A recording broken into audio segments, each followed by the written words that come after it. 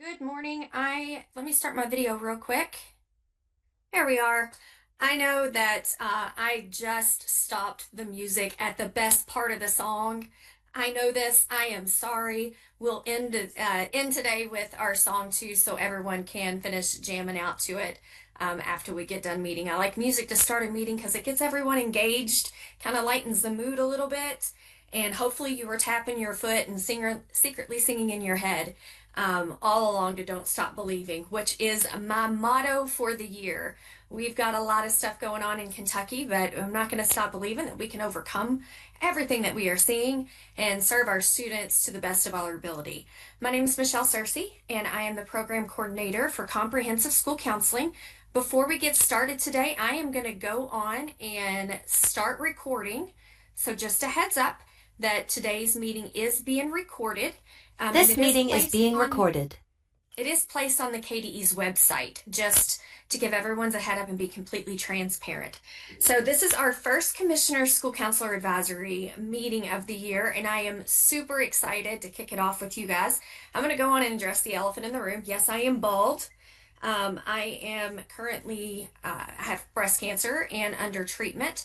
So I only say that to say this. There's a thing called chemo brain, and it is real. And in the middle of a sentence, if I forget where I'm going, y'all help a girl out and just holler the next word to let me know to kickstart my brain. It is not going to offend me at all. That doesn't happen very often, but just in case. And as a public service announcement to all of our women, please remember to take care of yourself and get your annual checks. And to all the men on the call today, encourage the women that you love to do the same. Okay, here we go. So just some quick housekeepings before we start our meeting today. Please keep your camera on so that we can stay connected to each other virtually. It is really hard to do these virtual meetings and stay engaged. And being able to see one another, to interact with one another helps with that process a little bit. Also, make sure that your microphone is muted. Every once in a while, you'll accidentally unmute your microphone, and we don't want everyone to hear the conversations that we are not privy to. So keep that microphone muted, especially if you have a call come in or a student come into your office. We don't want to hear any of those conversations that we should not. Most importantly, stay engaged to the conversation. Your voice is valuable. We want to hear from you. And yes, I know I said that right after I said make sure your microphone is muted, but when you want to engage in the conversation, go on and unmute that microphone and let us hear from you. A school counselor advisory is just that. We want to hear from school counselors in the field, so we really want to elevate your voices and encourage you to participate. I've already said this, but I'll say it again just for good measure. The advisory council meetings are recorded and posted online, so that's just an FYI. So our agenda for the day, I am going to click over on that. Here in just a moment, Santina's going to do our roll call of members and approve minutes from the last meeting, but our minutes from the last meeting were already done at the last one. Then we're going to hear from Dr. Fletcher, our Commissioner of Education. We are so excited to have him with us today. He's going to bring greetings and welcome. And then we're also going to hear from Dr. Woods Tucker, and he is also going to bring greetings and welcome to the group. We're going to talk about our purpose and realignment of the School Counselor Advisory. So this is great information and feedback that we heard from a recent audit.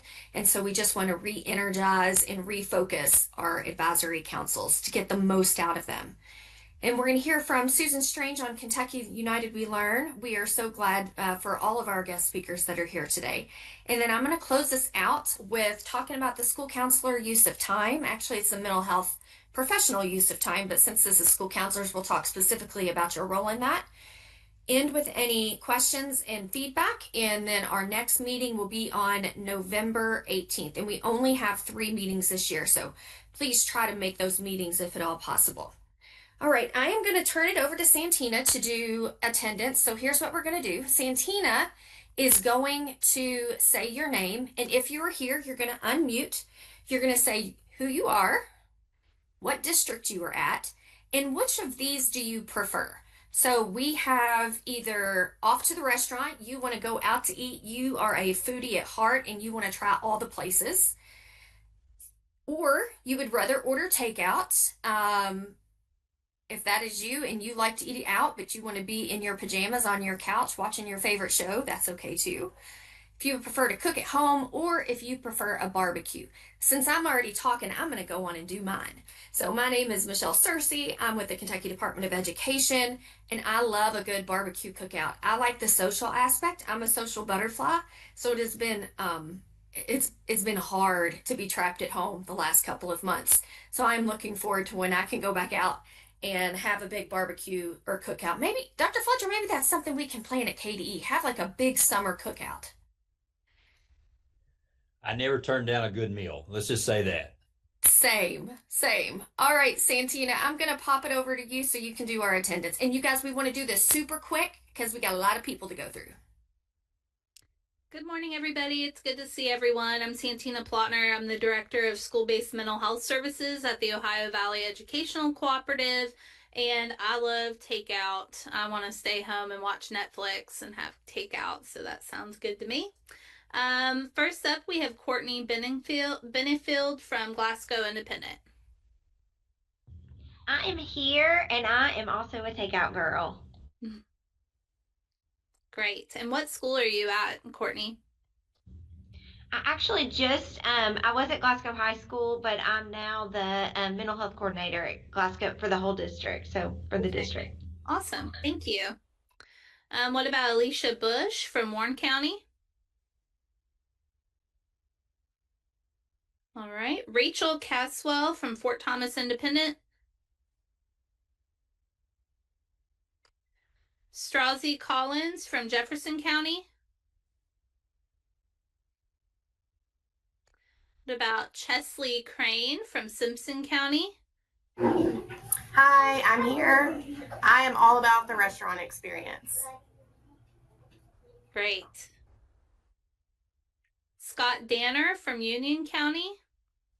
I am here, and I will have to say takeout because I live out of my car because of sports. Yes, I feel that as the driver of sports at my house. What about Fatimia Fusen from Whitley County? Hi, I'm here. I'm at Whitley County High School, and I am all about ordering takeout because I want to go home and put my pajamas on as fast as I can. Yes, ma'am. Suzanne Gibbs from Corbin Independent. Hi, I'm here. I am serving district-wide this year as the counseling coordinator for our schools. And I think I would probably say a barbecue or cookout because I love the sides. Yeah, great. Terry Hall from Boone County. Hey, I'm here. I'm at Steeplechase Elementary School, and I would probably say the restaurant, please, so I don't have to clean up anything. Perfect. Yep. John Hargis from Pulaski. I'm here. I would have to say the barbecue would be the thing that I would enjoy the most. And my camera's not working, so I apologize. All good, John. Mary Lewis from Berea Independent. Hello, everyone. I think I would go with all of them. It just depends on the day of the week. I am at Berea Middle, but helping serve high school as well. Great. Julie Link from Russellville Independent. Jessica Longland from Boone County. What about Carla McCarty? Carla McCarty from Paintsville Independent. Carrie McGrath from Clark County. Antonio Melton from Fayette. Good morning, everyone. I'm Antonio Melton. I am the counseling and guidance coordinator here in the district for the district. And my wife and I are foodies all day long. So it is the restaurant experience for us and for me. Antonio, I cannot help but we are sharing the same dude. You know what I know? I said it's stunning. It's stunning on you. It's stunning. Well, thank you. It's stunning on you as well. Twinsies. Heather Moore from Boyd. Hello, my name is Heather Moore. I am the school counselor at Ponderosa Elementary School. Michelle, I'm so excited to see your smile, and that made me smile so big too. So as far as the food, barbecue cookout, I live in a neighborhood where we actually have a barbecue competition in the fall, and we all get together, and all the guys have smokers and they like to smoke new things, and we bring sides, and we like who's cooking out tonight, and we kind of go to each other's house. So that's my favorite. Great. Paula Moore from Jefferson. Hi, I'm here. I'm from Bowen Elementary in Jefferson County, and I am a restaurant person. Awesome. Cordia Pickrell from Jefferson.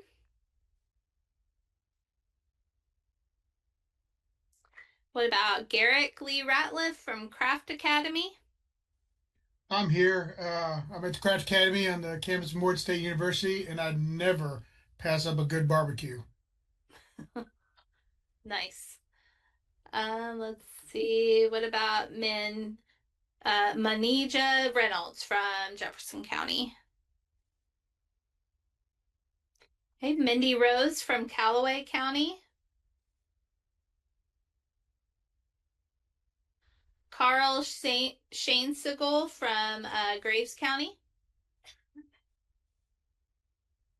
He is here, and I believe he said in the chat earlier that yep, he's in the chat. His microphone is not working. He said he loves to try a new restaurant, and he is at Southwest Elementary in Callaway County. All right, welcome, Carl. Jelena Wheeler from Russell Independent. Chloe Wilcher from Lincoln County. Kristen Williamson from Clark County. Okay, that's it for attendance, Michelle. All right, thank you. Do you have the minutes from the last meeting, Santina? I believe so. Were they from February? Yes, if you can. 27th. Yeah. Can you just read through those real quick, and let's go on and accept the minutes before we move on to our guest speakers? Sure. Or you can plop those in the chat, either way. I can, let me share and let me get a link here and plop them in the chat so everybody can look them over here. Okay, so Santina's going to drop our minutes in the chat. You guys can look them over, and then at the end of the meeting, we'll ask for a call to accept the last meeting minutes. All right. Thank you guys for joining me in our welcome and inclusion activity. It's nice to hear everyone's voice, and so much can be said about personalities on where we like to eat. I have to admit, though, I'm not going to turn down a meal, so it could be any or all of these for me would be perfectly okay. But I'm a social butterfly, so I do love those cookouts. All right, up next, I am very honored and excited to present to you Dr. Fletcher. He is our Commissioner of Education here at the Kentucky Department of Ed.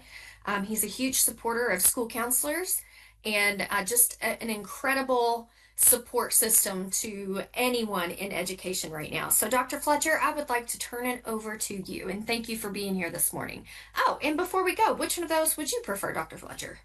Well, my wife and I, we're cook at home people. We love to cook at home, try new recipes. We're foodies, but we like to watch a little bit of Food Network too. Don't get me wrong, I won't turn down any, but sometimes the commissioner's grilling, sometimes we're cooking at home. So we really enjoy the cook at home aspect. And even with empty nest, we still enjoy the cook at home, just the two of us cooking together. So that's something we really enjoy to do. That the missus and I, the Dr. Fletcher, the other Dr. Fletcher, and she'll say the real Dr. Fletcher, she's an MD, has that on there too. I will make one other comment, Michelle. As far as our twins, Michelle and Antonio, Michelle, you look great. And I'm so thankful that Thomas is keeping us updated on your progress. Antonio, you've got something to strive for, Michelle. I'm just going to tell you, you look okay. But again, you've got something to strive for. Michelle, you're looking great. Great to see you. And Antonio, you're not bad either for a twin. So that being said, you're very welcome. And Antonio, thank you so much for being here. And thank you to everyone, as a matter of fact. I want to take an opportunity to give you a couple of updates, but also tell you a little bit of my past experience as it relates to school counselors. As something that we did in the district I served that served our students well. But I'll start off with our very first update. I know that school counselors wear so many hats, depending on the district that you're in. And you may be a building assessment coordinator. You may be the ARC chair. You may be, and it seems like there's so many things that take off your plate of actually getting to be a counselor. So I'll start off with one of the things that's on your plate. For some of you, it may be that building assessment coordinator. And if it's not, congratulations. But one of the biggest changes that you're seeing from KDE as it relates to this year is the switch from ACT to SAT. We've gone through the bid process. Actually, the contract for ACT ended 2, maybe 3 years ago, and the interim commissioner, Robin Kinney, had to negotiate an extra year. But in 2023, the KDE started the bid process for a new college admissions exam. The college admissions test, if some of you have been around long enough to know this, and maybe even were a part of this, but at one time, the ACT was actually written into statute. It wasn't the college admissions exam. It was actually written as the American College Testing System was actually in statute. So that gave KDE no authority to bid. It was this is who you negotiate with. And you had to go to ACT, you had to work with ACT. And then that changed a few years later. I want to say around 2016. Again, don't quote me on the years, but a few years later that changed, and KDE was able to, they switched it from being ACT to a quote unquote a college admissions test. So that allowed KDE to put this out to bid, and the very first bid that occurred, ACT won it. It was a personal service contract that was done with ACT, and they won a 6-year bid to be the test for the state. Fast forward after 6 years, it was coming to a close. They started the RFP process, and again in fall 2023, it had to go over to the finance cabinet. It went from the finance cabinet to the Commonwealth Office of Technology. Not getting into too many details, it was required that it moves from a personal service contract to a master agreement. So that delayed the process one more time. So here we are. We did not get a finalized contract until June 2025. And once we got that finalized contract, we got the information out to districts soon thereafter. One of the things that we've talked about here is how we can maybe make it more evident, because we put out in some areas that we're bidding out the college admissions test, but sometimes people just assume that was going to be the ACT. And honestly, I didn't think a lot about it. But as you go through the process, SAT won not only on cost, saving over the life of the contract possibly around $3.5 million. We do have a master agreement now with SAT. There was a protest from ACT. Protest was settled day before yesterday, and we were able to move forward with the contract with SAT. Now, we've also put out information, hopefully you've seen it, on some of the benefits of SAT. There's a lot of family resources there, free resources. As a matter of fact, there's a partnership with Khan Academy that parents can look at for the SAT. Also, too, for districts, now with the SAT, you have a 6-week window that a district can select the day that they want to give the test. It's not required that everybody give it on March 5th. You have this 6 weeks window, and a district can select whenever they want to give their students the SAT. The SAT is also an adaptive test. In other words, it is a multi-stage adaptive test in that students will take a packet of questions, and depending on how they do, the next packet will be based on how well they did on the first packet. So they could get a more difficult level or a less difficult level, and then it eventually targets whatever that score is on the SAT. Now, our universities will still accept ACT as a college admissions exam. They'll also be accepting SAT too.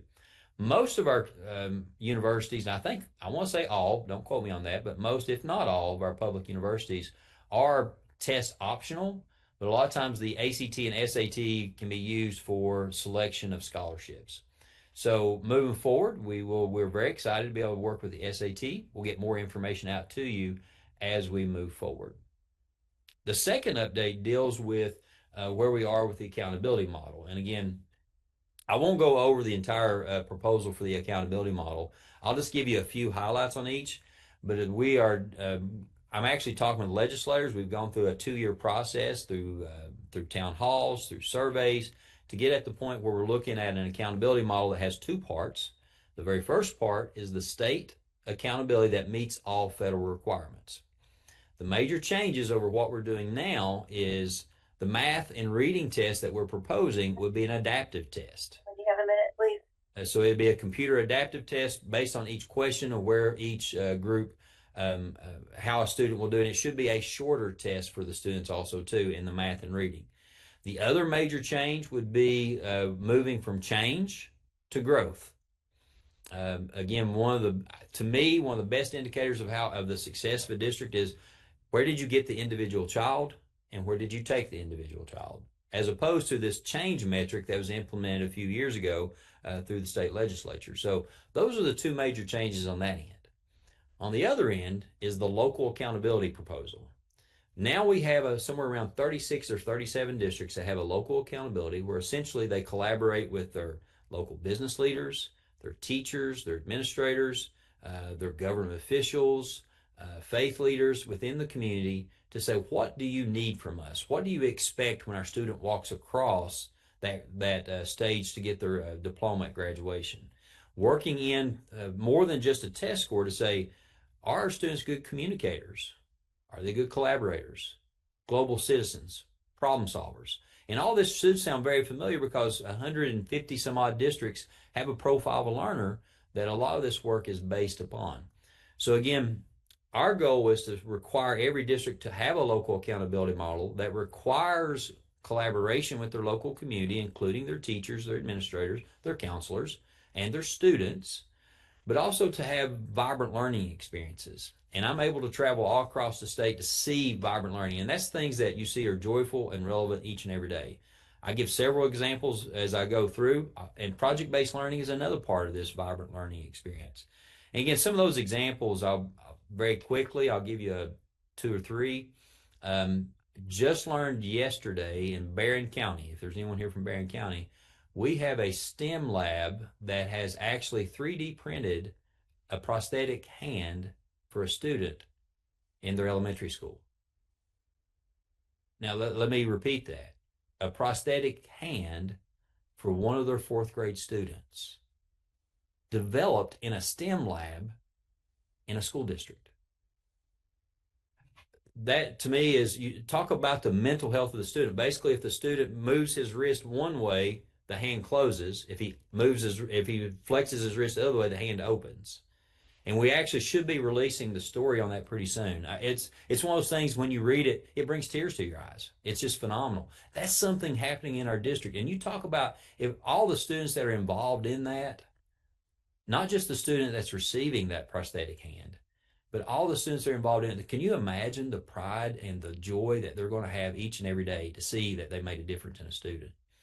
You know, other things, we talk about tiny house projects. For those of you in Eastern Kentucky who are very familiar with the tiny house projects, where you have your ag department, your engineering department will design the tiny house. You have your carpentry class builds it, electricity class wires it, your art class paints it, your finance class will go through all your business classes, manages the budget, and then they put it up to auction. And then they sell the tiny houses and put that money back into the next year's project. That's vibrant learning. And I'll share one more of a project based in Elizabethtown, as a matter of fact. The community came in and said at Freeman Lake, we're having issues with garbage in our lake. We're asking the high school to essentially develop a lake Roomba that will clean the lake for us, dump the garbage off in one area, and can be hauled away. That's project-based learning that matters to the students. And I can go on and on. That's one of the best things about being a part of and going into each district and seeing what's happening. Those are the two updates that if you have any questions about the accountability model, you're more than welcome to email me or Jennifer Stafford, who is the new commissioner, the associate commissioner for the Office of Assessment and Accountability. I really believe that this model has the opportunity to really give us to say students are more than just math and reading. They are so much more. They are communicators, they're collaborators, they're problem solvers. How do we do a local accountability model that is unique to the district, that points out those strengths of students and areas of growth for the community? So again, a lot more on that. There's actually a local accountability model toolkit for how that will help a district walk through the process of building their own local accountability model. That's also on our website. So two things very excited about. The last thing, I'll go back to my story as a former superintendent. one of the things that we did within our community is we really changed and really analyzed what we were doing with our counselors. Our counselors had so many hats that they really didn't have time to be counselors. Our kids needed them. As a matter of fact, that's what our counselors were trained to work with kids. But a lot of times, and this may happen in some of your districts, maybe they were the ARC chair. They were in Lawrence County. Our counselors were the ARC chairs. And then sometimes they also act as career counselors. They also sometimes are your building assessment coordinators. The struggles that were going on across our Commonwealth, especially after COVID, with mental health were real. So one of the things that we did, we talked about areas that we were struggling in, and one of the other areas we had some struggles was mentoring our special education teachers. We actually hired 3 district resource teachers whose jobs were to be the building, the ARC chairs for 2 schools. We had 6 schools in the district, so one person was the ARC chair for every single ARC meeting that went on, and they had special ed background. They were special education administrators eventually. So they handled all those ARC chairs, all the paperwork and all the work that went with that. And then they also coached the special education teachers that were in that school. So they had 2 hats for those people, but the important part there, not only that it helped our teachers in special education, it took another duty off of our guidance counselors and allowed them to be counselors.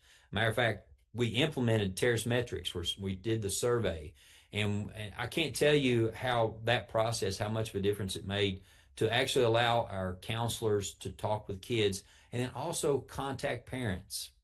One of the things that scared me a lot was if we found something on our survey that maybe parents didn't know, how would they react when we called them? Our parents were so thankful. We didn't know, or we were aware we need help. What kind of resources can you provide? It actually strengthened our relationship with our community to say we're focusing on the mental health of our students, and we're allowing our counselors who's trained to do this to take the lead on that. So again, my recommendation to you, if you're in a situation where counseling has so many hats, maybe talk with your principals or your superintendents or administrators to say, these are other issues. Maybe there could be another position that was added. And I know that's tough to do. We had to make some sacrifices to do that. But I know that the mental health of our students was worth every penny. But also, too, it helped our special education department. So what are some things that maybe we could look at, how we could take some of these other duties off our counselors? And if you're in a district where you get to be a counselor all the time, be thankful for it, because that's not always the case. And our kids need you. Our students need you. Our parents need you. There needs to be a team that surrounds our students to help them with their mental health. Again, I appreciate the opportunity. And Dr. Searcy, if anybody has a question for me about anything that I've mentioned, if there's a little bit of time, I'll take a couple of questions and then we can move on if that's okay. That sounds perfect. Thank you so much for coming today and presenting to our school counselors. You hit on a lot of things that are really, they're the heart of what school counselors do. And when we can meet with students and remove some of those barriers, either physical barriers or social emotional barriers, mental health barriers, we know that our students are able to learn at a much higher capacity. So thank you for touching on a few of those. Y'all, if you have a question for Dr. Fletcher or a comment, please raise your hand and I will watch for those hand raises and get you going.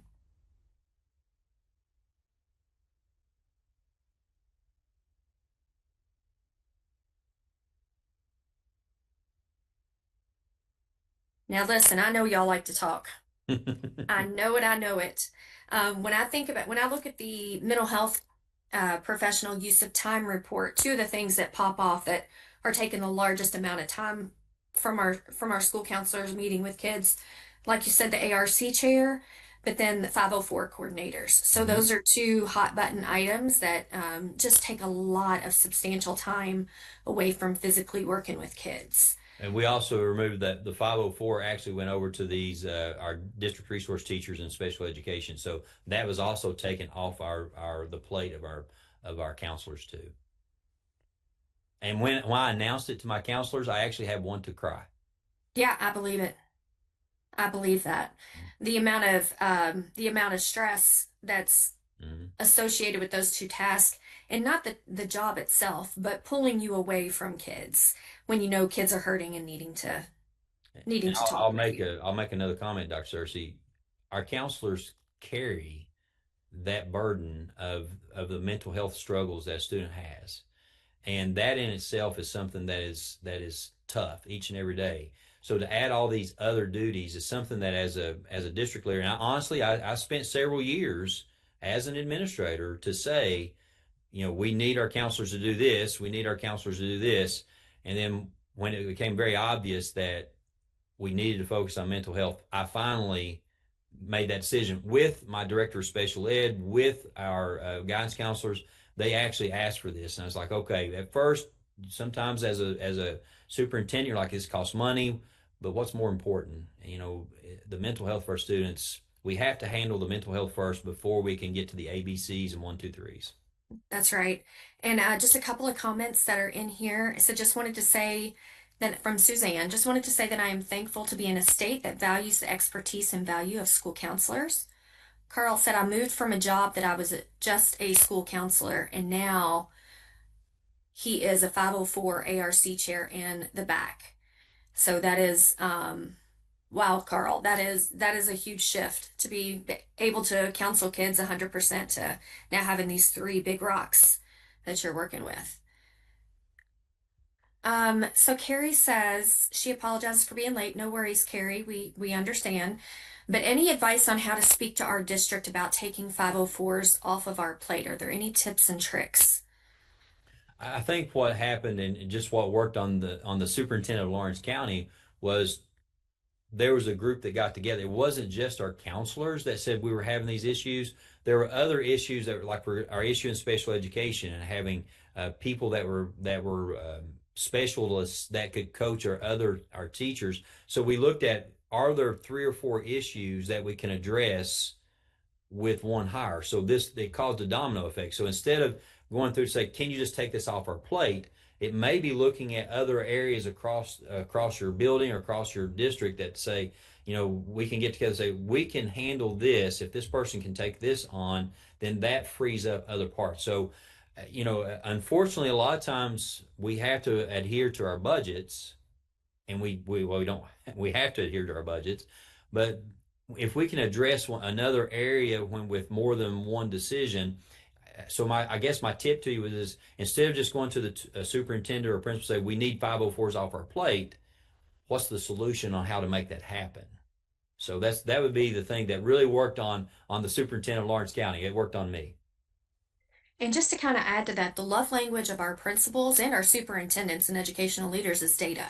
So if we are able to show the impact using data, that's gonna do a heavy lift off of your ask and make it that much more powerful. At our first school counselor summit, which is coming up in October, I'm gonna do the presentation in October for the summit, and it's gonna be on dynamic duos, strengthening the relationship of the school counselor and the principal.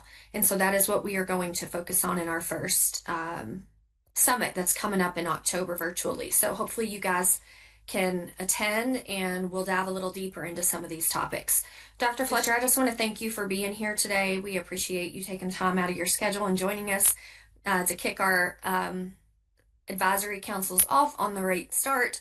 So we appreciate you being here, and please feel free to stay as long as you'd like. Thank you so much. All right, up next we have, give me just a minute, Dr. Tucker. Dr. Tucker is my direct supervisor and a huge support to school counselors across the state. He's the deputy commissioner at the Kentucky Department of Education, and he also works in the Office of Teaching and Learning. Dr. Tucker, thank you so much for being here, and I will turn it over to you. Dr. Cersei, thank you. Thank you to our wonderful, wonderful school counselors and the tremendous job you do in serving our communities and serving our students. I will be mercifully brief. One, how do you follow Commissioner Fletcher and those wonderful, wonderful stories?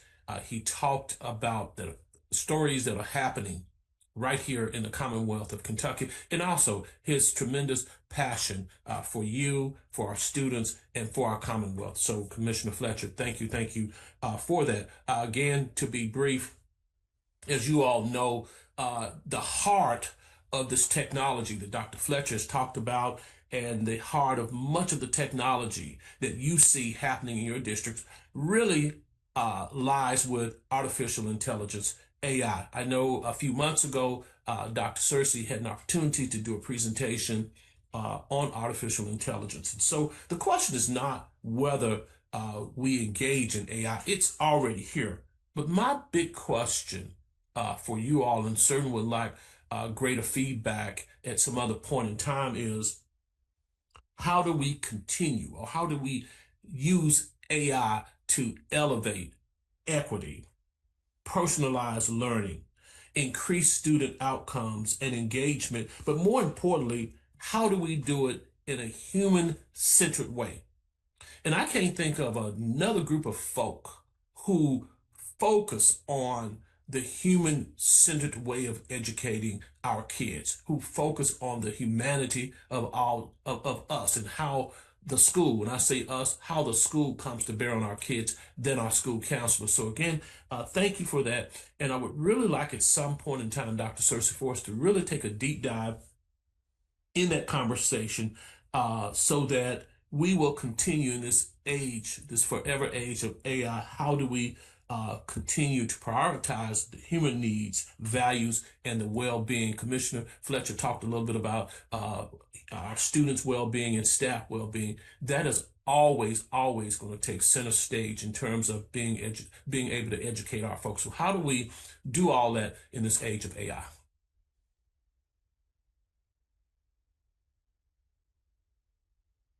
Thank you, Dr. Tucker. I want to open it up for any questions or comments for Dr. Tucker. I love the concept around AI in school counseling. I've been training on it now for a couple of years, and just ways that we can work smarter within AI to help us in our current jobs, especially as we are juggling so many different things.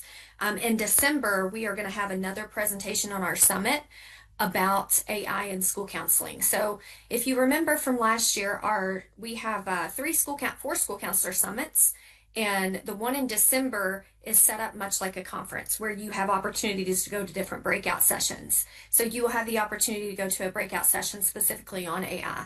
And so if that is something that's very new to you and you would like to explore it more, I highly encourage you to put those dates on your calendar and make sure that you check out that AI version. Are there any questions or comments for Dr. Tucker? And if you have one, please feel free to unmute.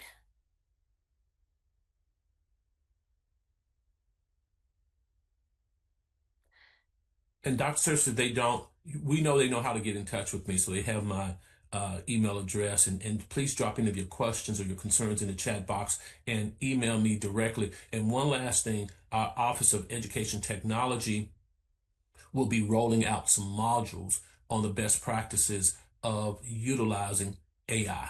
And so that will be going live public, and you'll see a press release or some more media information coming from our communications office in the near future about those modules. And just really proud where Kentucky is relative to AI. You've heard the stories earlier, where we are and how AI can enhance the lives of our kids, our staff, and our community. Thanks, Dr. Searcy. And of course, again, thank you to our school counselors.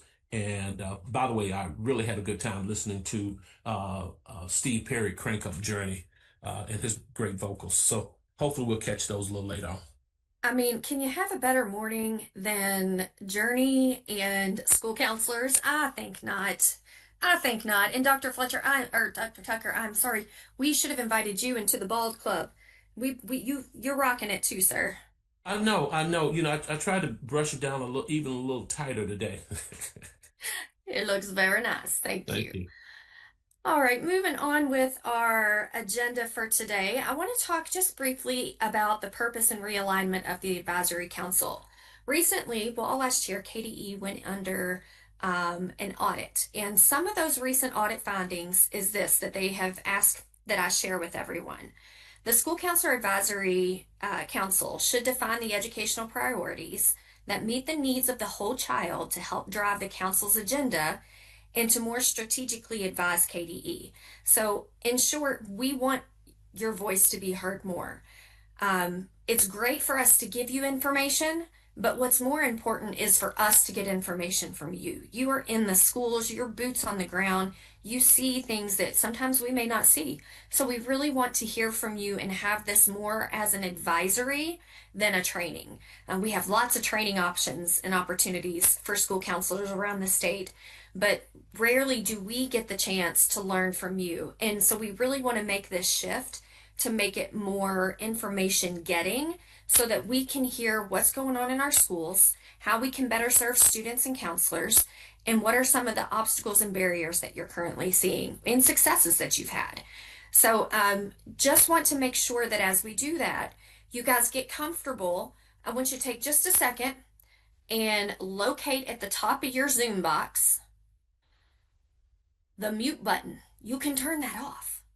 You can turn that mute button off and you can let us hear your beautiful voices, because that truly is what an advisory council is for us to get information back from you. So we want to empower you and to encourage you, so that we can hear and learn from you just as much as you hear and learn from us, if not more. Any thoughts on that? And think of it like this, y'all. One of the things that we try to encourage school counselors do is to have an advisory council at your own school that would be comprised of students, parents, teachers, and folks from the community.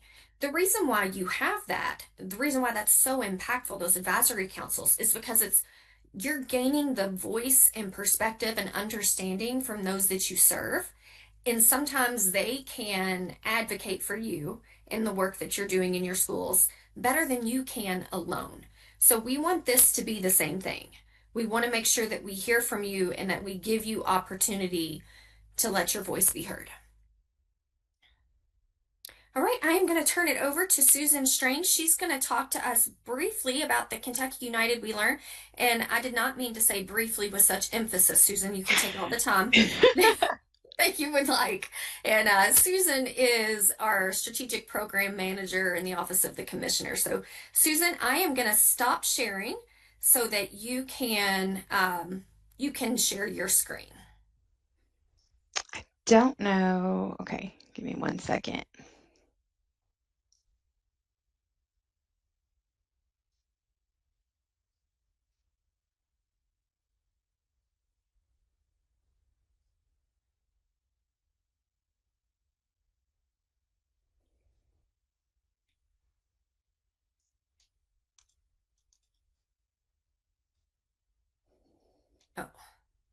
Oh, okay.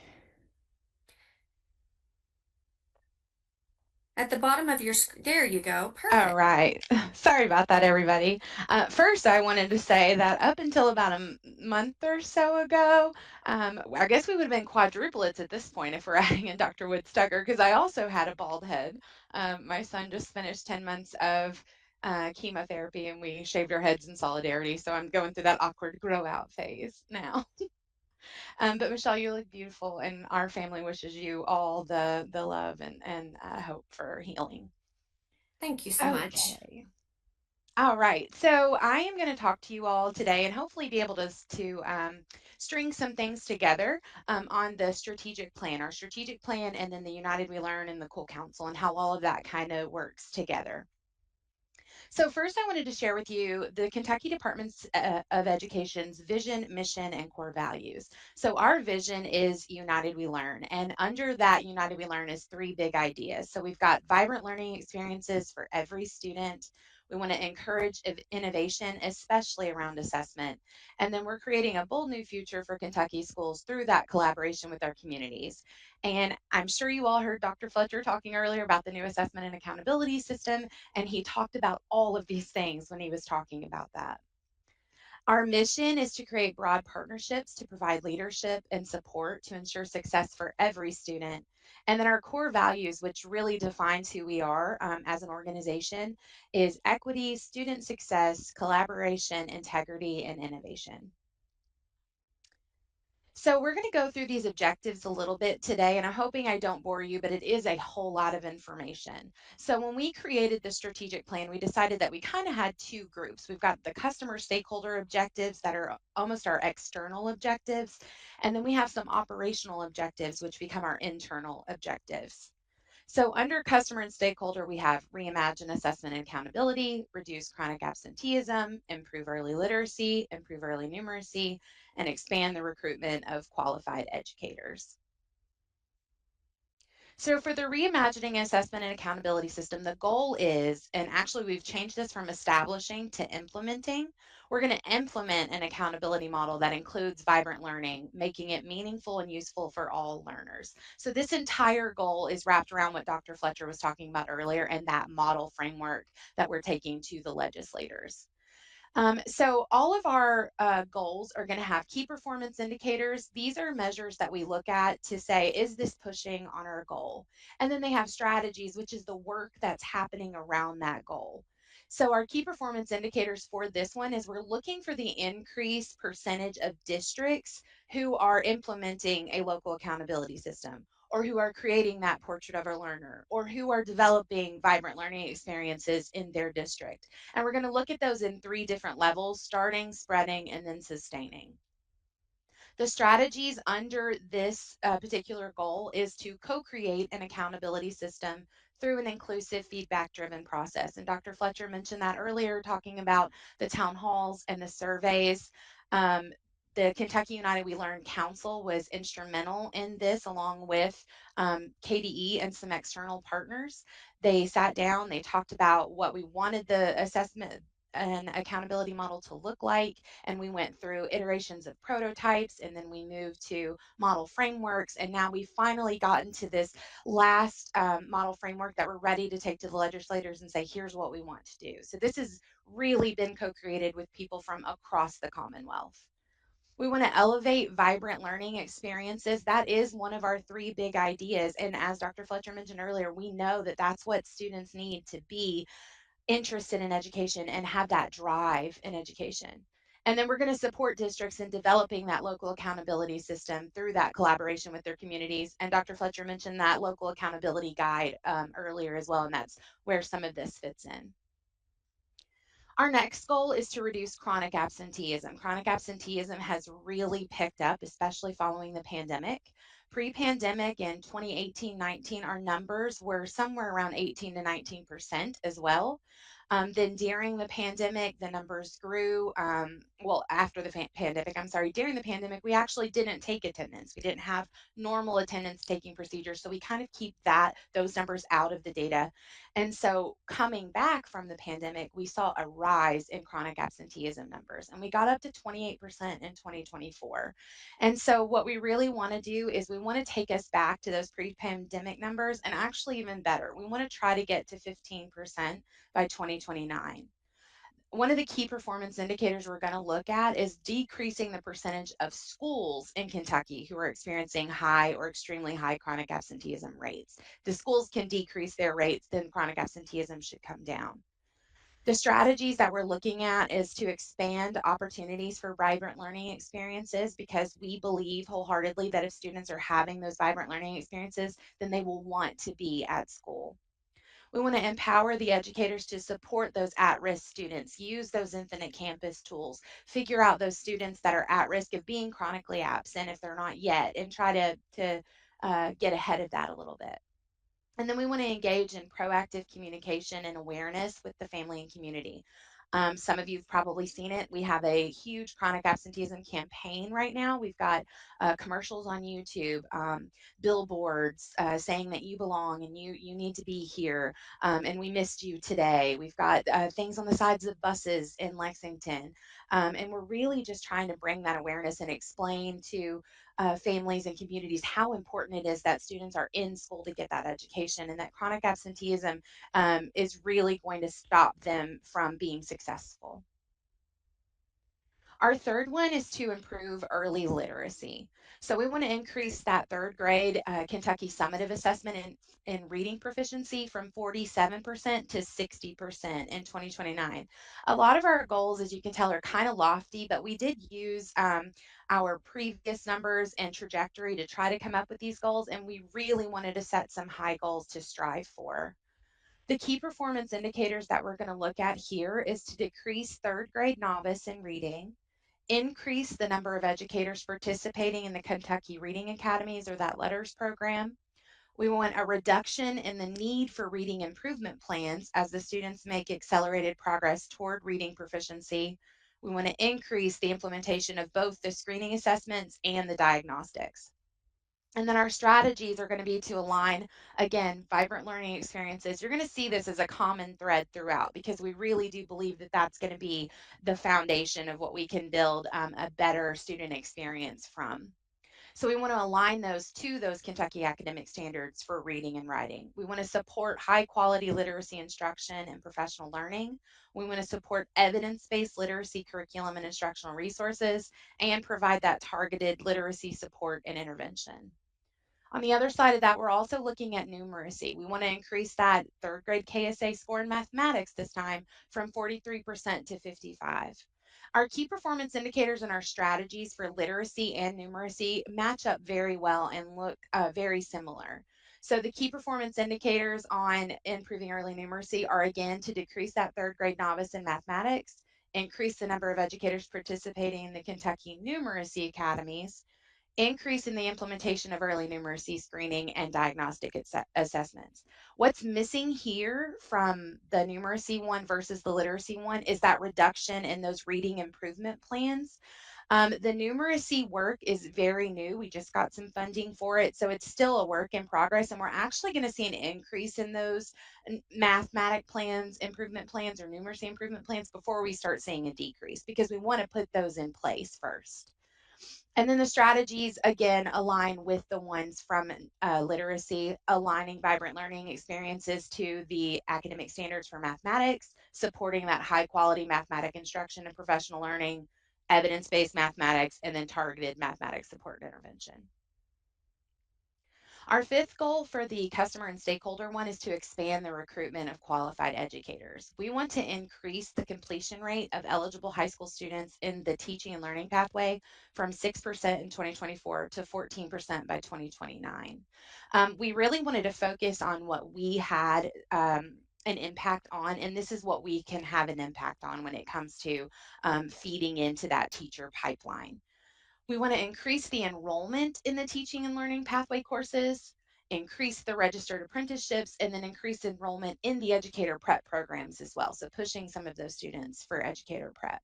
The strategies that we're working on for that one is to encourage early entry, again, getting these students into those teaching and learning pathways, and then elevate the teaching profession. One of the things that we really wanted to make sure that we are looking at increasing the enrollment in the teaching and learning pathway courses, but we didn't want to make that our goal because we want students to try out a bunch of different pathways. We don't want to get them pigeonholed into one. So if they try the teaching and learning pathway and it's not for them, that's almost as important as knowing that it is for you. So just getting students in there and trying is really important as well. Okay, so some information and some next steps on the strategic plan. I am sharing the strategic plan webpage with you. This has a lot of information, including the full strategic plan. I gave you a quick overview today, but under all of those strategy groups are a bunch of initiatives that are happening across different offices. We've chosen to meet as a goal team. It's what we're calling it. So each strategy has a responsible person, and then underneath those strategies, we come together as a goal team. And this way, we're bringing together different offices and different groups from across KDE so that we can all share our ideas and experiences and maybe see, are there some gaps that we don't have, or are there some overlap that we need to look at? So it's a really good way of having some cross-agency work happen. Speaking of our monitoring teams, our goal teams, we just finished our first round of our monitoring. We're going to monitor all of our goals quarterly. So we're going to meet quarterly with our teams. We're looking at those key performance indicators numbers. We're looking at the strategies and the work that's happening under those strategies. We're looking at risks and challenges. Is there anything we need to address to move our work forward? And then the strategic dashboard that is in the works, and we're hoping that it will be hosted either on the strategic plan webpage or it will be linked into that page. But the dashboard is where we really want to give everyone updates on that. It's going to be very dynamic. It's going to be updated. It's going to have resources attached to it and a lot of information that you can kind of dig into and hopefully be useful for everyone. So now I want to try to tie this strategic plan with our Cool Council. So our Cool Council is made up of a bunch of members from across the Commonwealth, and we look at different stakeholder groups, educators, students, families, and then business and community members. And we really are trying to keep that council as demographic as the state of Kentucky is, or as close as we can anyway. So our chair of the Cool Council, Dr. Jim Flynn, who's also I'm going to say this wrong, Kentucky Association for Superintendents, he's the lead of that, but he's put out a call to action for everyone in the Commonwealth. And he wants us to champion this new assessment and accountability model. And so we've come up with these little handouts, and this is just a blurb to kind of show you what we're looking at here. But we've come up with these handouts to try to explain what this model is and how it can impact these individual groups. So we have one of these for everyone. This is the one for educators. Why does this matter? Why does the new system matter to you? What can you expect with the changes of the new system? And then how can you be a part of this? And so we have this for every one of those groups: families, students, educators, and then community and business leaders. And it shows them why this is important to them. So our call to action from you is we need your help. We need you to champion and advocate for this new model. So this is the Future of Assessment and Accountability webpage where all those handouts I was just telling you about live, those model framework information sheets. So if you can share those with people, get the word out, spread it so that when we're talking about this new assessment and accountability model, people have something to reference and they know what we mean. We're also taking applications for new members. Our Kentucky United We Learn Council is moving from the Reimagining Assessment and Accountability because, like I said, we've got that done and we've moved that to legislation now. So now it's what are we going to do with this council? And they're essentially acting as an advisory group similar to what you all are. And so they're moving into what we're calling high school transformation. It's through NASB, and then one of our Kentucky Board of Education members, Dr. Justin Pate, is leading that along with Dr. Fletcher. And so we're going to start using our Kentucky United We Learn Council to help us transform high school. So if you know anybody that wants to apply for the Kentucky United We Learn Council, it does close this Friday, so it's kind of short notice. And that's the work that we're going to be doing next, that high school transformation work. So do I have any questions? Does anybody have any questions for me? We had some great comments going on in the chat while you were presenting. So someone just said, Dr. Fletcher, he said that we like to use words like joyful, meaningful, useful, and relevant to describe a vibrant learning experience for a student, because now I'm ad-libbing, if it's not those things, if we don't have education that appeals to our students, they're not going to learn at the proficiency that we need them to learn and that they need themselves to learn. So it's our call, it's our duty to create learning experiences that are vibrant, that are meaningful, useful, and relevant. Carrie said for goal number 2, our school developed a AAA program, academics, attendance, and overall achievement, to work with parents to improve attendance. We work with our FRC, attendance clerk, counselor, admin, and family to collab as a team to build attendance. I love that. This cannot be on one person. If we don't have multidisciplinary teams in our schools, we're not going to have the impact that we need to have. So I love, Carrie, seeing how your school has brought in professionals from different walks of life to come together.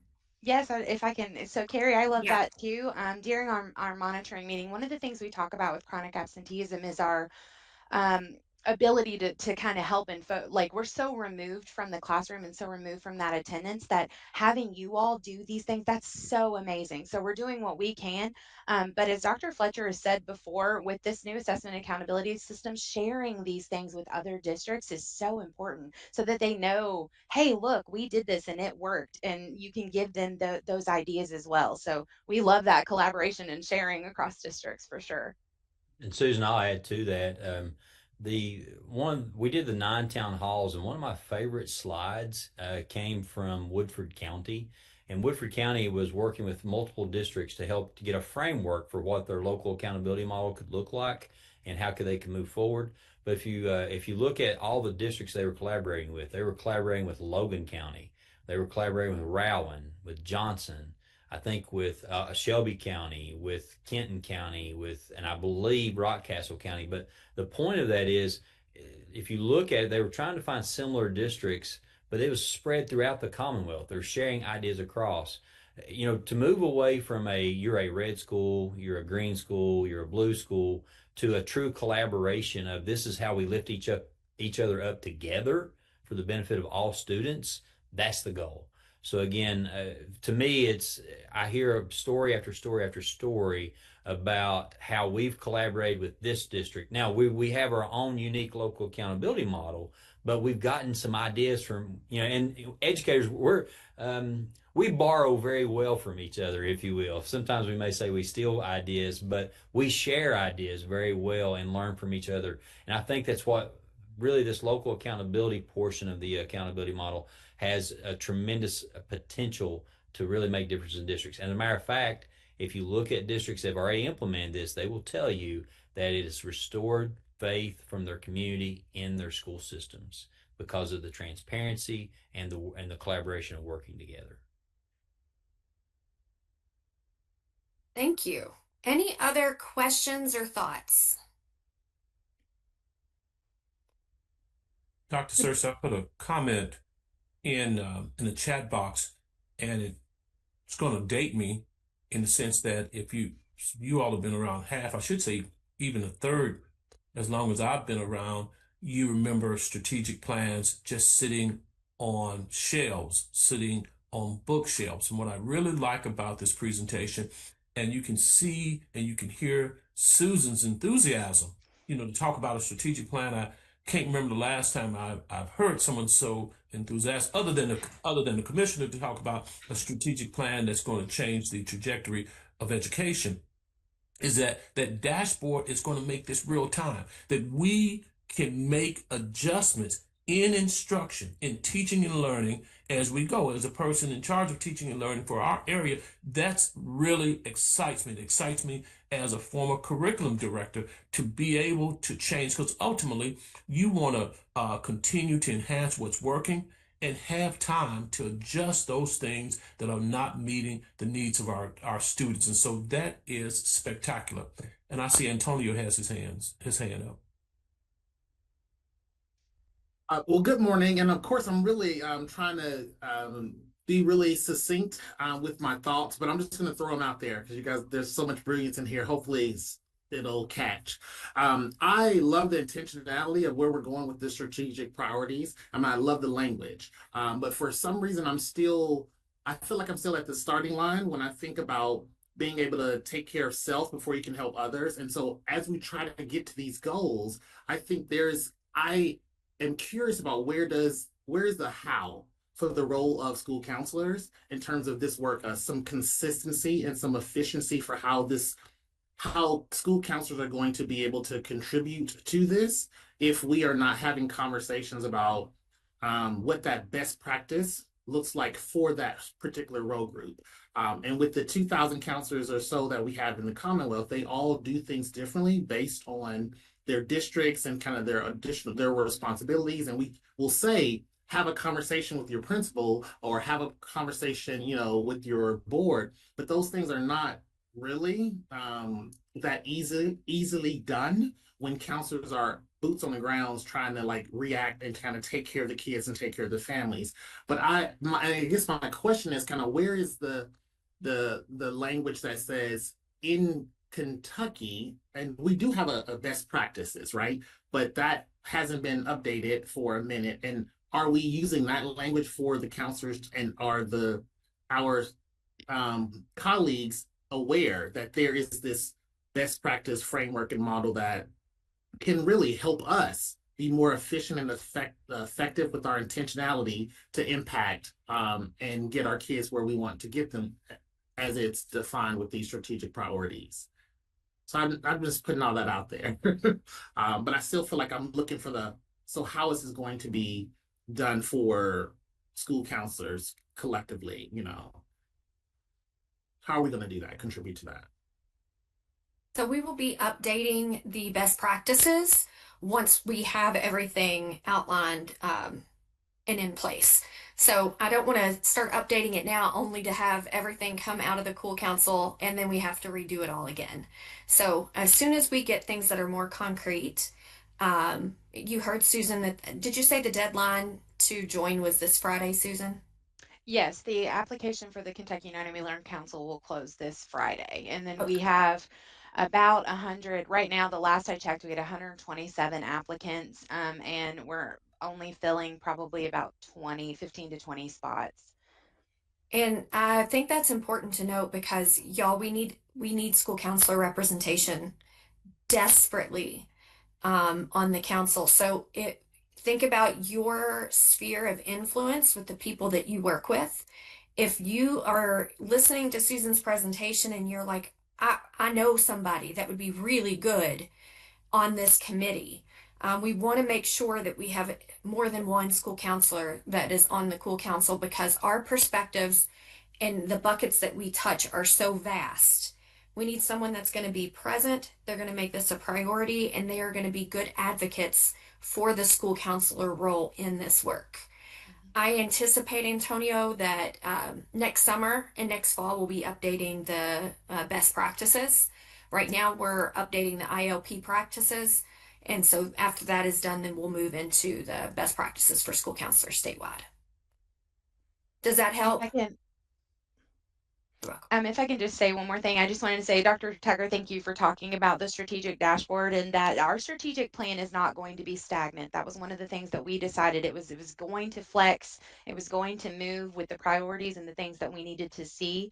And so actually following that first round of monitoring meetings, we've added a few KPIs to some of our goals already that weren't reflected in this presentation. We've added some strategies that we found through those cross agency groups already. Hey, this should be a strategy. We can do this. We can make this work. And so I think that the more that these things are brought to the attention of the department, the more we're going to try to get those embedded into our strategic plan and make those priorities. So I appreciate all of your all's input. I appreciate your comments and your reflections. And if you have any questions for me, please let me know. Another thing on the council really quickly, I mentioned earlier the demographics that we're really trying to keep those reflective of the state of Kentucky. So we are currently, I don't want to say overwhelmed, that doesn't sound right, but we have a lot of females, we have a lot of white people, and we have a lot of educators. And so we're really looking to try to fill in some of those gaps from those other groups. Students is one of those groups that we're looking to fill as well. So if you have students, particularly students that are passionate about education, students that are not going to be afraid to stand up and speak out in a group of adults and let us know what they feel, please send them our way. The other thing we're looking for is, those not those students that always rise to the top, right? Not those students that always are going to be on those advisory councils or they make the great grades or they do the things, but maybe those students that see things a little bit differently too and have a different perspective. So if you have any of those, please send them our way as well. Susan, I have to just say thank you for your intentionality. I can hear it in your voice and your words about making sure that we are representative and that while we have a lot of great applicants currently, we want to diversify to make sure that this committee is diverse as well. So I appreciate that intentionality. Someone asked if you could drop the application for that's due on Friday, if you can drop that into the chat box so that they can grab that. Yep, I am doing that right now. Okay, thank you so much. Is there any other thoughts, comments, questions you have for Susan?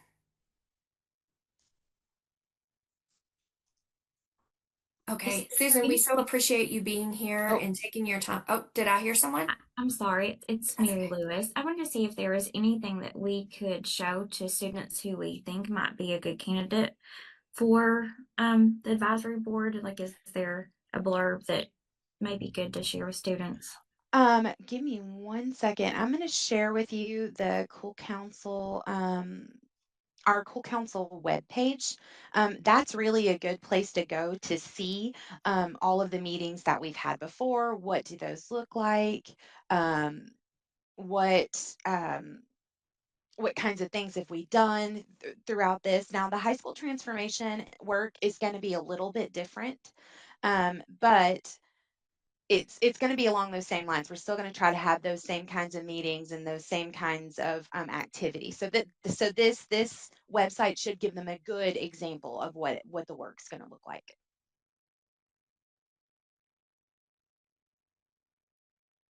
All right, thank you. That was a great question, Mary Louise. Anyone else have a question or comment?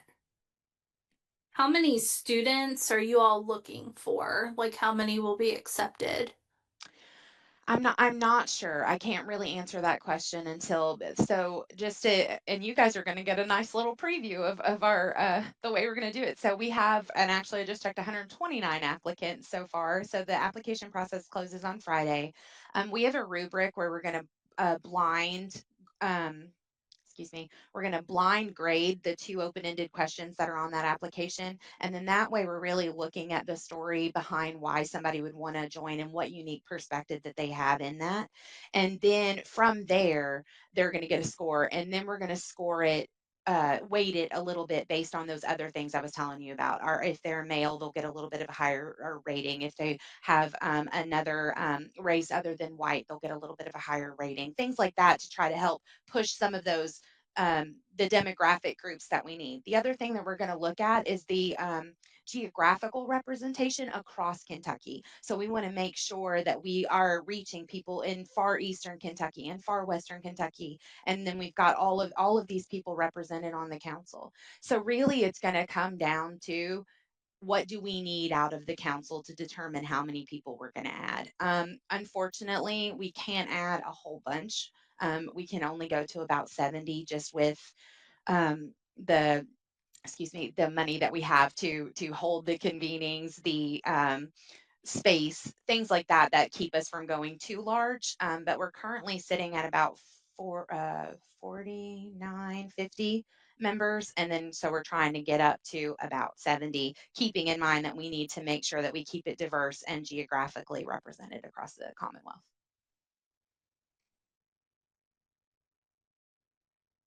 All right, last call. Any more thoughts, questions, or comments for Susan?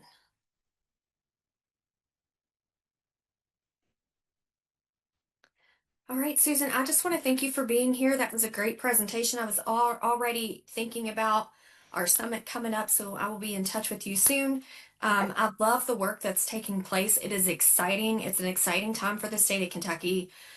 This doesn't happen very often, so we have a great opportunity to really realign assessment and accountability within our state that can highly impact learning. So, and Susan, also thank you for sharing your story about your son.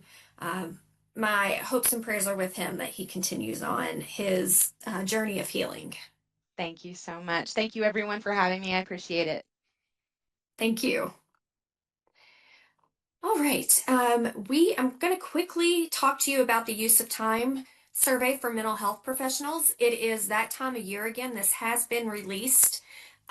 We did not make any changes. I did a survey with actually you all last year to ask you about your experience with the use of time, how much input you had on it. Were the data points that were being presented to you, were they reflective of the work that you actually do? And overwhelmingly, you all reported favorably with the use of time. So there were no changes. And I think this is important to note because that allows you to plan. I'm sorry, my voice is starting to go out. That allows you to plan from year to year. Okay, what what are the data points that we're going to be asked about. So this will make the third year that we've used the same exact data points. So hopefully you have a process in place. I do know on the KY Guide listserv, if you are not on the KY Guide listserv, I highly recommend that you join that, and you can go to KDE's website and just type in listserv and it'll pop up in the results menu. But the KY Guide listserv, someone had shared a spreadsheet that aligns specifically with the questions that are in your use of time report, so that people could adequately track and account for the time that they spend on direct and indirect services. So this you can find on the KDE's homepage. We're on the school counselor homepage. So I am going to pull your faces down for just a second, and I'm going to show you how to find this on KDE's website. Now, the use of time survey, as most of you are aware, this is submitted by your superintendent. So there is a process for the superintendents to submit. If I go up here to the search bar, I can type in counselor, or I can go to education programs and go straight to comprehensive school counseling. So that's what I'm going to do today. You can scroll here, and here you will find everything on the school-based mental health professional use of time. We have a instructional video if you want to watch that. And then we also have added that we're going to be submitting those through the SharePoint. Remember, you're not submitting to us your individual use of time. That goes to your district, and then the district submits as a whole. Any questions on that?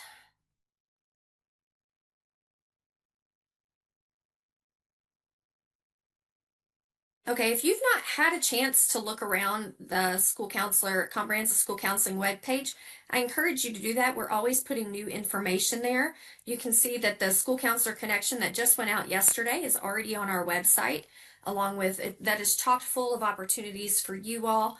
We have trauma-informed counseling over here on the left-hand side, graduation and early graduation, if you have questions on that. Suicide prevention resources, social self-care for educators and parents. There really is a great amount of information here if you've not joined or taken a peek at that website in a while. Excuse me, I apologize. There we go. All right, any questions on the use of time? Okay, before I let you go, because we are down to just a few minutes, I want to ask I just want to ask a question about what are some items that you would like us to discuss in our upcoming advisory councils. This year we only have 3, so today's our first one. Our next one's on November 18th. Go on, and that should be in your calendar. But we want to make sure that we are hearing your voice, addressing issues that are important to you, and making these as beneficial as possible. So if you can, remember this is one of those opportunities we really want to hear from you. You can either drop it in the chat or you can unmute. What are some topics you would like for us to discuss and really get your feedback on? So less presentation style, more feedback from you in the field. Okay, Michelle, I'm gonna say this now. I would really like to discuss with everyone and with Dr. Tucker and Dr. Fletcher about homeschooling. I don't know if everyone is having this issue, but a lot of students in my district are going homeschool because it's easy and they can graduate fairly fast. And we're seeing a lot of students, going Penn Foster, and they're graduating in less than 6 months. And so I don't know exactly what the guidelines are for homeschool and what we do to check up on these kids who go homeschool, but I think it's too easy, and they're not getting an adequate education, and I'm just kind of over it. Yeah, thank you. We will definitely, I'll reach out to the homeschool office and ask them to be at our November 18th meeting.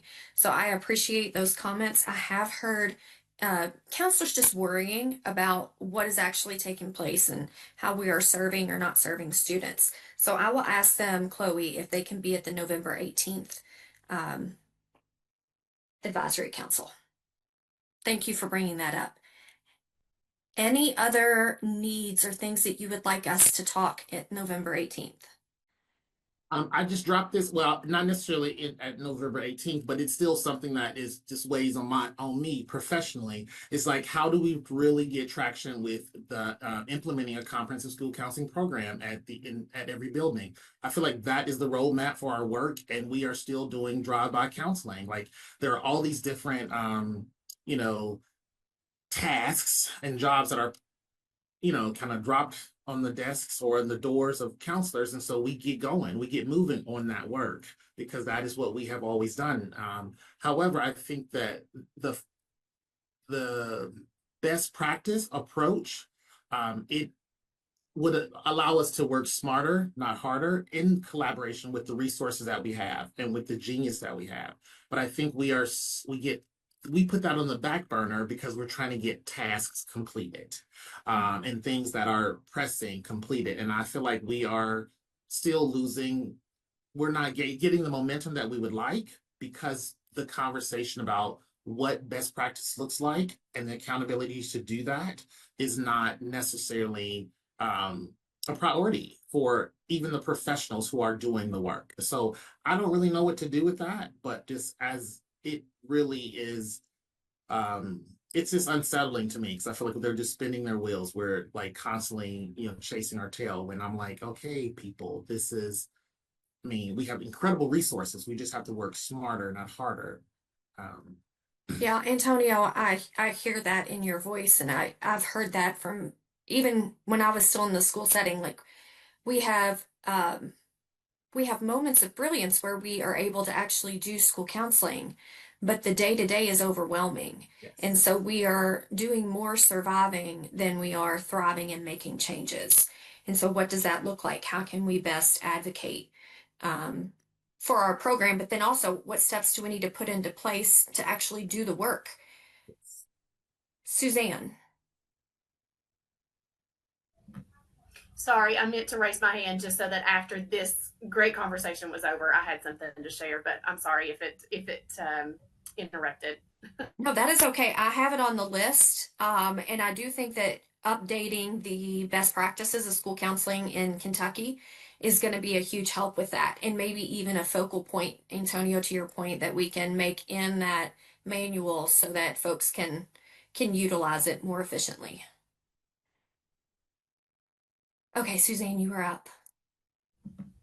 Okay, and this is kind of off the cuff. I haven't really gathered my thoughts in a very succinct way, but I think that the use of time, not only the KRS statute about mandating a school counselor in every building and the recommended ratio, but also the use of time really helps us as school counselors advocate for what we can bring to student support. I would like to know more about what information is going directly to administrators, because I think it's amazing that we advocate for the role that we do, but then we are the ones advocating for our role. I'm sure there's other information that is shared or other advocacy. I would like to know a little bit more about what that is so that I can kind of follow up on that. Does that make sense? It does make sense, 100%. And that is also a topic for our summit in December. Maybe we can have one of those breakout sessions on advocacy specifically. Just yesterday, I was speaking with one of the counselors in our buildings, and she is doing a great job of advocating for how she can be involved in the social emotional behavioral success of students. Mm-hmm. There may have been a little bit of a tough way navigating how she can also contribute to the academic success. I think I don't want to say misperceptions or misunderstandings, But I think her value is not questioned. It's more the different ways that she can contribute, not just social, emotional, behavioral, because at that age level, she's not doing master scheduling and things like that. And so I think it would be good to know what information is being communicated, not just to us to advocate for ourselves, but then also to our building administrators, so that we all are kind of aligned in the way that we are talking about what work we're doing and involved in. That's wonderful. Thank you, Suzanne. And I've written that down. And if we're going to have a wave of change, if we're going to really change the way that school counselors are counseling students in schools, we need everybody on board, to your point. We can't be the only ones advocating for it. So to help other role groups, especially principals and superintendents, understand the impact that school counselors can have on student success and attendance and behavior. When we were listening to Susan speak just a minute ago, I had wrote down, when we were listening about the new accountability model, how can school counselors really impact chronic absenteeism, as well as engaging with families? Well, that's our wheelhouse, y'all. Like, we can have a huge impact on that. But in order to do this, we might have to realign that. So, if we want a big impact in one area, we're going to have to change the way that we look and use school counselors in the state of Kentucky. Did I encompass that okay, Suzanne? Yes, absolutely. Okay, thank you. John, I see you have your hand up. Yes, ma'am. I just had something I wanted to discuss. I don't know if other districts go through this, but it is something I'd like to address. We've noticed, I've been a counselor now this is my 10th year in the counseling office, and in the 10 years that I've been in the counseling office, I've known progressively every year we keep getting more and more students seeing mental health services from outside of school coming to the school. A lot of those services, I would say about 10% of our students at our school see those counselors here at school. And sometimes it's not, it's one of those things where they don't correlate with times here at school, and it's never consistent for kids. And is there any advocacy or anything that we could do as a program to put in place for outside therapists coming in to talk to students? A lot of the time, there's never any communication between the therapist and the counselor here at school, who's the one that sees the kids every day here at school. And it's one of those things to where I don't know if there's a policy in place or anything like that other districts are doing that works well for them. But I would really like to encourage that feedback and working together as a community, because we're all advocating for kids at the same time, and we're seeing the same students every day. But a lot of those students' needs are being met in different ways that aren't channeled together, if that makes any sense whatsoever. It does, John. And I'm wondering, so it is up to each district to create their own policies, especially around release of information. So the first thing I would recommend you do is reach out to your district to find out what are the policies around release of information for outside therapists. Some outside therapy, they require their own. So your district may have a policy and protocol, and then the agency that your student is working with might have a separate policy and protocol. Because the information we're talking about is highly sensitive and protected, you might have to look in two different places to make sure that they're aligned for you to get that feedback. A lot of times it's just as simple as asking the parents to sign a release of information so that you can talk with that outside therapist. But then also thinking about our multi-tiered, multi-domain system as support. So when you have students get that tier 3 and they have mental health needs that are outside of the realm of what school counselors are trained to provide, especially long-term counseling, then we have to start looking at who are the community partners that we have relationships with. If we don't have any, who are in our community that we can develop those relationships with. I have that on for us to talk about as well, John, because I know we're down to 2 minutes, and I want to make sure that I at least acknowledge that we've got it. I got it down. If anyone on the call has processes that your district already has in place that you would share with John, just to, so that he knows what to look for when he's going to his central office. Thank you. Okay, last question. Kristen, we have 2 minutes. I think mine will be really fast anyways. Thank you. I just wanted to, so I attended a session over the summer from Kia. It was a big collaborative session. I think they did a work session with each like grade level and like grade band, I guess. I thought there were some really good discussions around like dual credit, some of those secondary planning things. And I was wondering if there was like a possibility, like when there's conversations about ILP and, you know, things going on, if some of those things could be looped in, and maybe they are, and I'm just not aware, but I thought I just wanted to add that as well. No, that's a great suggestion, and I'll reach out to Kia to see if they can come to our December summit and be a breakout session for counselors to go to. And I'll ask them if they can do like a 9-10 and then an 11-12, kind of break it up into the grade bands like that. All right, you guys, real quick before we hop off, I need someone that Santina popped the minutes into the chat earlier. Do I have someone that can approve the minutes, and then I'll need a second? I'll approve them. Thank you. Heather Moore is approving. Can I get a second? A second. I'll second. Mary Louise is seconding. That's not even a word. I second that. Thank you guys so much. I know this is an hour and a half out of your day, and that is precious time. I hope you found it beneficial and useful to you. This is how our advisory councils will go from here on out. So please make sure, mark your calendar. I look forward to seeing you on November 18th. You all have a wonderful day. I'll see you soon.